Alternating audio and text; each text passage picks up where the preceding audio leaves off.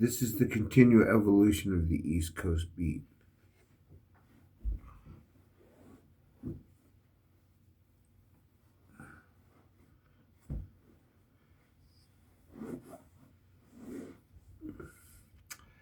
If anything, the next couple years will be interesting, um, and full of energy. I don't think that people are going to sleep through these next couple years. I think the majority of people are going to think a little bit more about bigger issues and smaller things. You know what I'm saying? It's those half wishes and half lies and half promises and half truths that never add up to enough either way that people are going to start paying more attention to. What is my life worth? What is my dollar worth? Um, did I actually work hard enough in my life to do better? Do I deserve better? Am I lucky with what I have? Is it possible? You know what I'm saying? Um, I still think to myself, I heard when I was younger that a man doesn't get his first $1 million idea until he's 50. I'm 51, you know? So, who knows? Who knows? But in the flow of Taoism, um, in the flow of Taoism, how I've lived my life, Wu Wei, I've heard, the way of non-force, the way of non-action, accomplishing through non-action. But you don't do nothing, you don't just do nothing. If it starts off as a thought or a wish, that's how it starts off. But at some point, you have to move towards your goal. You have to actually physically move and do things. You have to get in contact with the right people. You have to have the right papers. You have to have the right experience. You have to have the right skill. You have to have the right language. You have to have the right knowledge. You have to have something, and you have to have the right connection at that point in order to get to something. Because if it's something that you can do without the help of other people, then go ahead and do that if that's what you wish to do. There are people that can probably build their own houses by their own hands, off the grid and everything. If that's what you've spent your whole life working towards, then go ahead, do it. You know what I'm saying? But that's not what I've found myself working towards. I found myself working towards moving within the revolution of society while continually evolving as a single individual, coming to my own conclusions about uh, life, modern life, everyday questions. What is a dollar worth? If I go to this movie, could I have done something better with my life when I'm 78 years old and sitting in bed because I can't get up anymore? And I think to myself, what was the last thing I got out of bed to do? Is it going to be worth it? Am I going to laugh? Am I going to tell people? Am I going to be happy in my wheelchair eating jello with fruit in it at a state run facility? You know what I'm saying? Is that how I'm going to live my life? When it comes time to play kick the can, when everybody turns into a 5-year-old kid at midnight and plays kick the can, am I just going to shake my hand in the air and refuse to, oh, those darn kids, just I'd rather die than do this all over again? You know what I'm saying?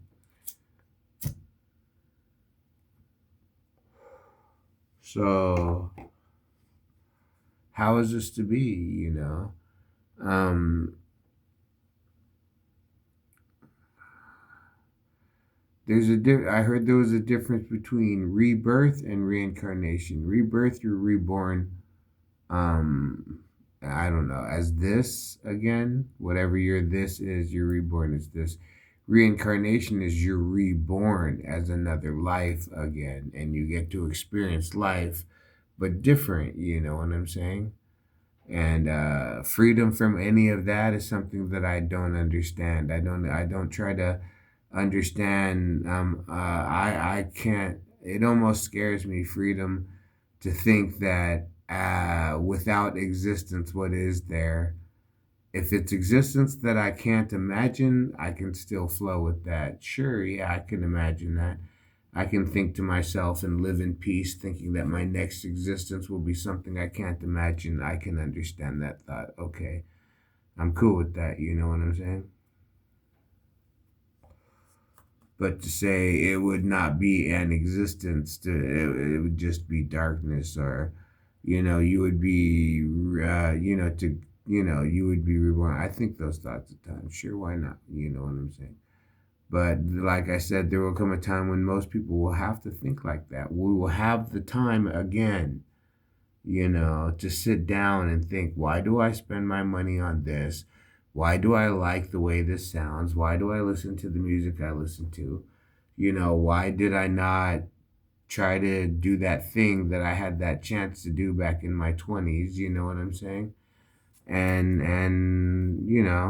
yeah, I could have tried to do something back in my 20s, but would things have turned out differently? Of course, they would have turned out differently. Would they have turned out better? I don't know. Would I still be happy with that? I don't know how it would have turned out. It was an opportunity that I didn't take. And you know what I'm saying? Um, like I said,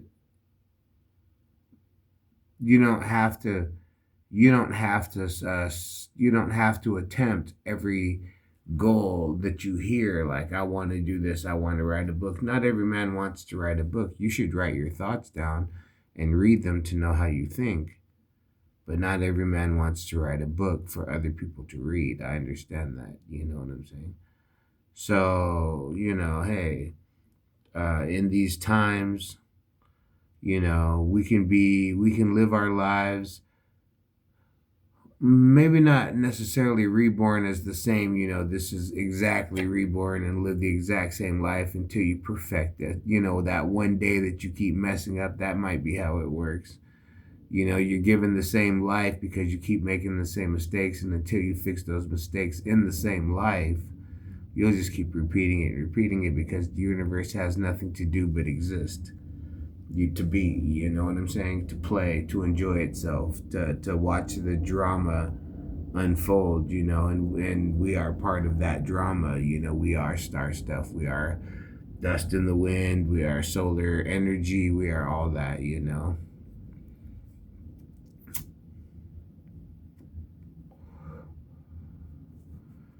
So is that how it works out? I mean, in the beginning there was the void, there was the nameless nothingness, there was the but it was full of all of this, came from the nothingness. And how I say that is, in the beginning there was nothing, and then there was a need for something, and then at some point there was a need to see this other thing.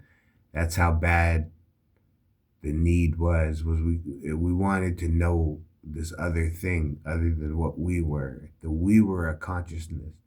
It was a new thing to us, and we wanted to explore it. And then at some point, light came in, and the touch came in, and then all these came in, and then we became one again.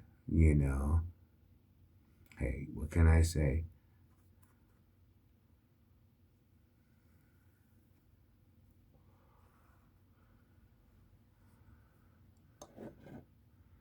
There was a time when I drank my coffee black, and then I drank my coffee with I drank my coffee black, and I called it a cup of coffee. And then after a while, I started adding cream and sugar, but now it was still a cup of coffee. Still a cup of coffee. There was a time when I was, and then I wanted, and then I either did or did not get to get what I want. And then I experienced what I experienced, and then I became back again to the same thing that I was before. But yet now I had a different flavor. I had a different thickness. I was, you know, um, I was thicker. more dense. Like I said, if I had to learn a new language, I wouldn't be able to properly use it until I lived it. There are a couple German words that after 30 years of not speaking German, I still remember because I remember those words specifically because I lived that word. There was a time when that word made sense to me, you know. Ich glaube, ich denke. I understand those words, you know. Um,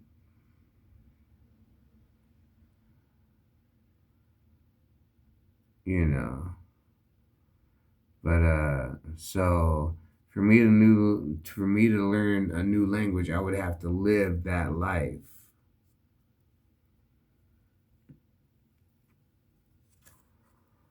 You know, I remember when there was a time when my German was so bad. I took 3 years of German in high school before I got sent to Germany in the army. But I remember wie geht's du? Was ist dein Namen? Hast, magst du Arbeit or bist du ein Studentin? Rauchst du? You know what I'm saying? Hast du Feuer? Mein Name ist Oliver. Ich bin ein Cookie. Ich möchte trinken und tanzen. And then that was basically how I introduced myself. Nowadays, it's like I just sit there and stand there. Nope, not interested. You know what I'm saying? 51 years old and not interested. What can I say?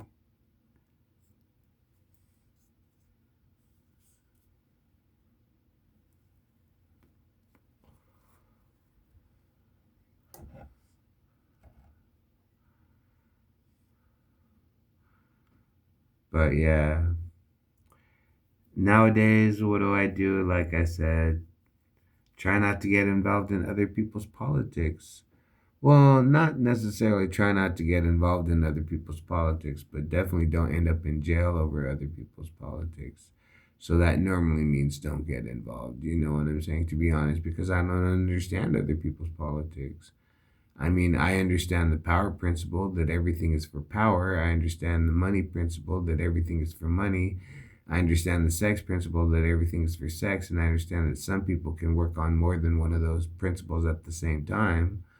I understand all that. The ego principle that it's all just this game in one's mind. And, you know, if you can make them think they want it, they'll go their whole lives for it. That's why 5% of the population, you know, has everything because in all reality, how fun is a Ferrari if you never get to go more than 100 miles an hour on the freeway because you're going to get 1,000, you know, $10,000 ticket, lose your license, then you're going to be Ubering in Honda Civics for the rest of your life. You know what I'm saying?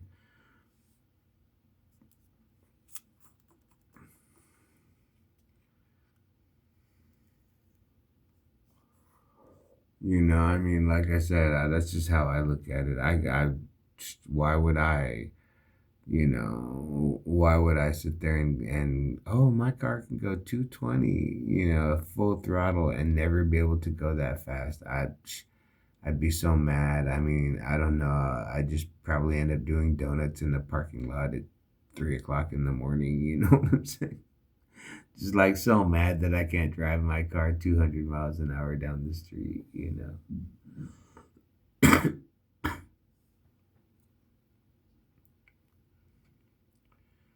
So,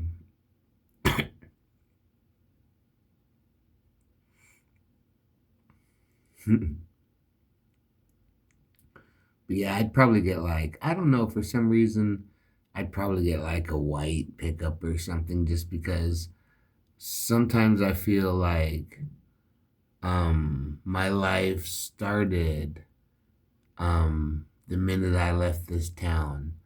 When I was 16 years old, it's like I started again, you know what I'm saying? And I was in high school and I lost like 20, 30 pounds. And so I joined the football team. Then da da da da da. And my aunt and uncle gave me a white pickup truck, and I used to fly the American flag on the back. And, I used to hang the American flag on the back of on the window. I just got that up there. And hey, what can I say? Small town in Colorado. Police never said anything to me about flying the flag, so I had no problems doing that. No place in Colorado I ever drove with my little white pickup truck as a 17-year-old brown-skinned kid, but half the time I was wearing my Letterman's jacket with that big old football award, on it. Most improved player. Man, I fucking put that so big on. They're like, this kid played, definitely play. I was so happy to play football. Like I said, part of that just goes back to the 80s movie Wolverines, where they were all football, like the kids that start the revolution, or rebellion movement. Half of them were football players whose dad took them out hunting, and that's how they learned how to survive in the wild. I dug that, I definitely dug that. Like when I joined the army, I felt no fear. When it came, I mean, there were some big, bulky, some strong dudes, and one or two nights there were a couple parties going on where I was like, bro, I really don't want to have to fight my way out of that room tonight, so I'm just not even gonna step in it.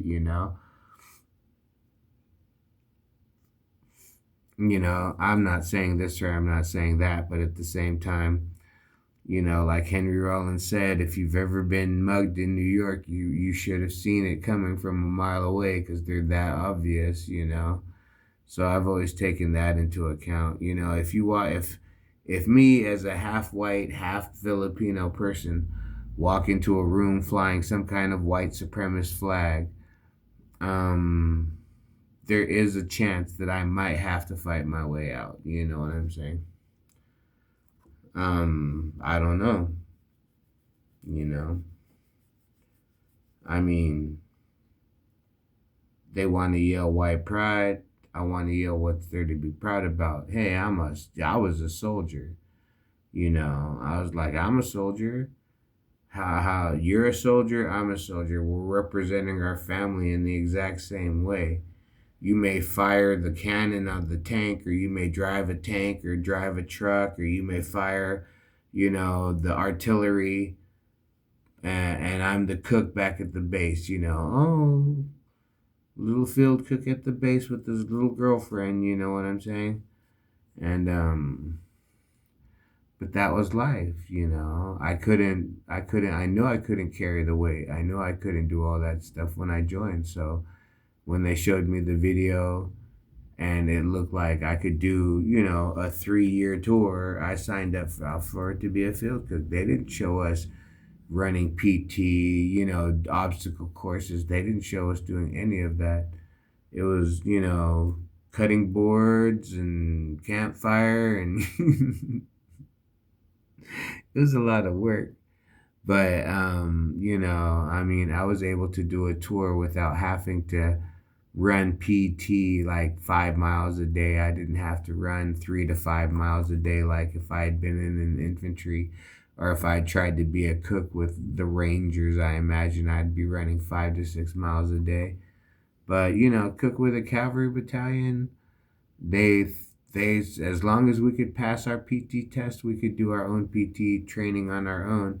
I could have done better, but like I said, I had arthritis to begin with, so I couldn't burn myself out. As long as I was up to shape and I could get my job done, I was satisfied with my performance. When I went in, I scored high enough to, go to special forces school.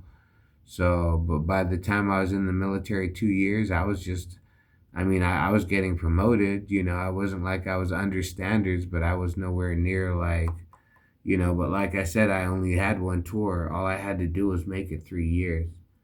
And thankfully I got to a post where they weren't having us run 3 miles or rucking 15 miles on a Friday, with 65-pound bags. Like, I didn't get to one of those places. So I was able to make it the entire tour.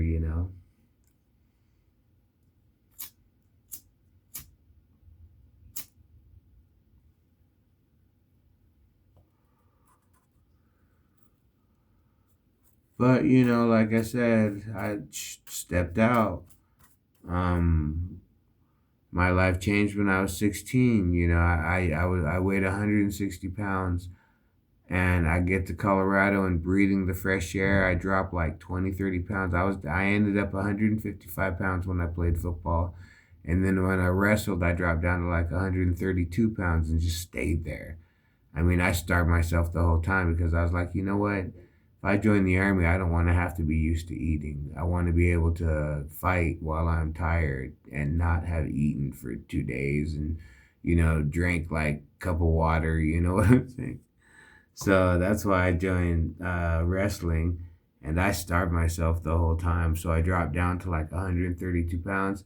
And then right after I stopped wrestling, I just started eating like not regular because I was always, after that point, I always had to diet restrict myself. But I would eat, and then I weighed 155 pounds. When I joined the army, I weighed 155 pounds. When I left the army 3.5 years later, I weighed 155 pounds, and I didn't gain any weight until I came back to California, and my dad got me to like join a gym as under his membership, and I was getting like $50 a month off or something, and I started eating more. I think at one point I was even doing weight gainer drinks like milk with chocolate powder and all that stuff. And I was doing the weight gainer, so I went up to like 160, 165 pounds. So I gained like 10, 15 pounds of muscle after I got out of the army. By the time I got out of the army, you could see my clavicles. I was pretty done. It was a lot. It was because while everybody else was sleeping, like I said, I had a French girlfriend, I had a Hungarian girlfriend, I had a German girlfriend, and I had a scout who had a German girlfriend. So it's like I can either hang out in the barracks, because I mean there were before I was married at one point when I was in the army. I wasn't married before. I met the girl in the army, but I was married for a little bit, and then I got divorced. And then after I got divorced, I said, wow, like that was the second girl I was ever with. And I've never really dated because I didn't have any money before I joined the army. So I just went out to a club. I remember the first time I went out single. I had a scout, one of the scouts I met on extra duty. That means we had both committed something worth an Article 15, which is like a minor crime, you know what I'm saying? So we had to work until midnight as part of extra duty. So the second night we were working, he walked up to me and I said, hey man, you want to go out? You know what I'm saying? So we got a train and we made it to the city by a certain time. And that city, there were clubs that didn't open until 6 o'clock in the morning, clubs that didn't open until 4 o'clock in the morning, clubs that stayed open until 6 o'clock in the morning. You know what I'm saying? So if you wanted to go clubbing and you had the money, you could club 24 hours a day in this city, And so we go down there and we find this one place. This girl came up and she had this cow outfit on and she was bubbly and curvaceous. And I was like, damn. And then this other girl came up and they start talking to my partner and I was like, oh, I was dancing by myself. So I get up and I go out and I was like, you know what? I didn't smoke at the time. I was like, I'm gonna go outside, man. And so I go outside and I'm hanging out by the light and shit. And he comes out and he's like, oh, she's gonna come out and talk to me. Man, she came out and like the more she started walking towards us, the bigger she was. I was like, oh my God, you like them big, bro. And she comes out and she's talking to him and he's like, come on, let's go. Like I said, he was a pretty chill cat. I spent some time with him, you know what I'm saying? Um, but yeah, I remember that night. Like she was like in the club with all the lights. I knew she was big, but out in the street light at night, she comes walking out and she comes into the street lights, and I was like, this girl is bubbly. Like, oh my God. I'm like, that's what you like? Southern Comfort and Coke, you know? I'm like, okay.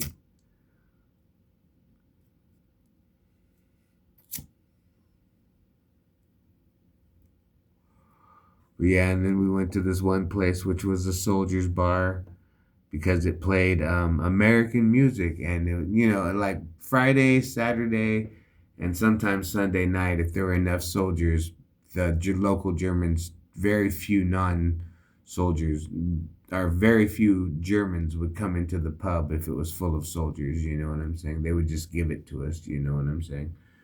But it was a very nice place, and it had a stage, and it had like two levels to it. It was, pretty sweet. And uh, we used to go there, me and the scout.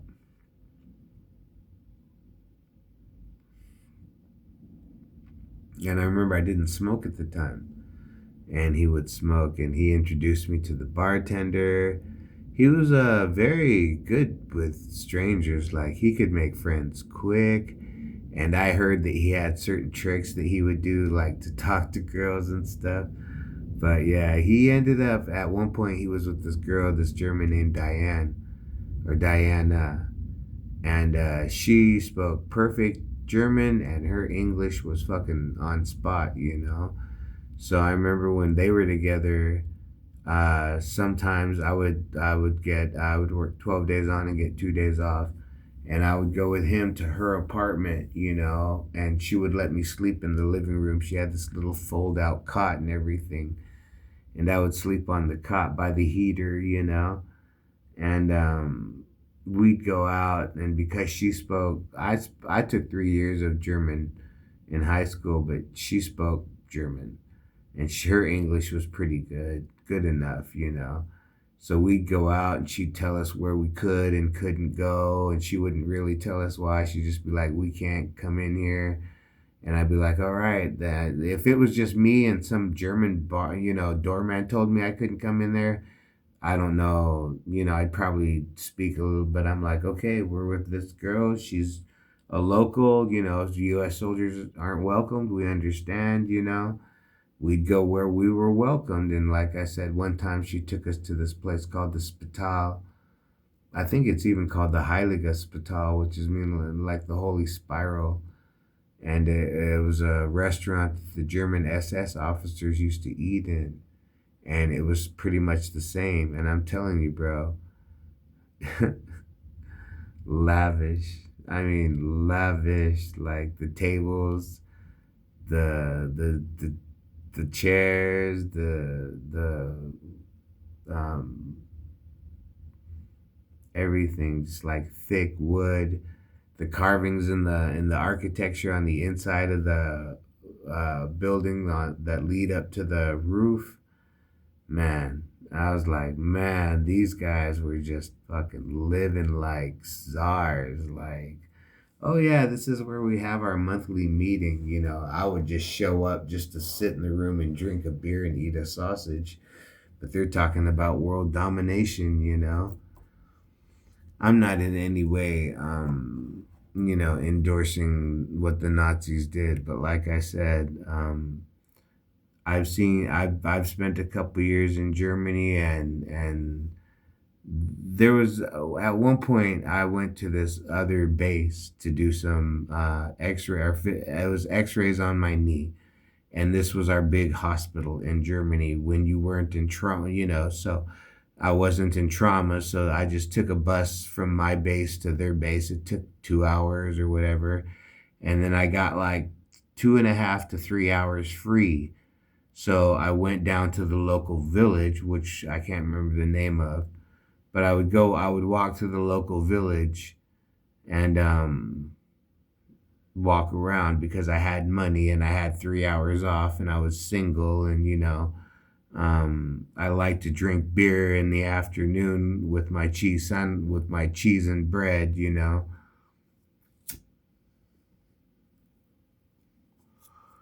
So I'd walk down to the local town, And at one point, I found, I don't know what exactly who it was, but it was a man, and it used to be his residence back in the 1800s, and it had a rose garden that was, I mean, the whole estate, that the actual house itself was probably as big as um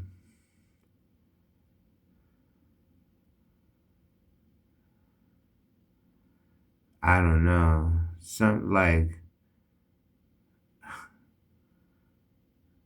not as big as a Walmart, but not as small as a, independent Taco Bell. It was they're pretty big. The estate was pretty big. Plus, it was 3, 4, 5 stories tall at some points. And it was all stone.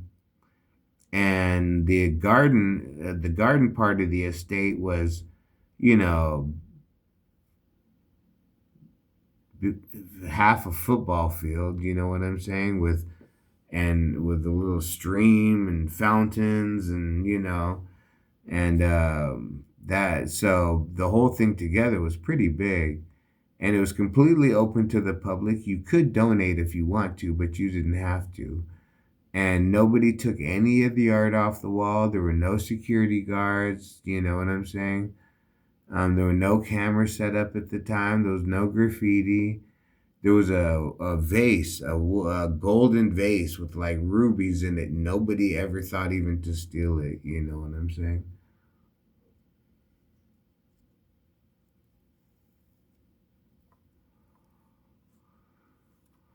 It was pretty nice. And it was, like I said, it was open to the public. So one time I walked down there and walked around, and I thought at one point a man owned this. One man, this was his house. It didn't say Mr. Scheller and his wife Elizabeth, you know what I'm saying? It just said whatever this guy's name was. So it was very nice.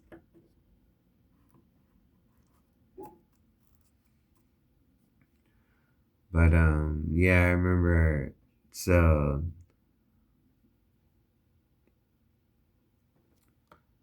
oh, that's how life goes sometimes, you know what I'm saying? This is the continual evolution of the East Coast beat. We will not be denied.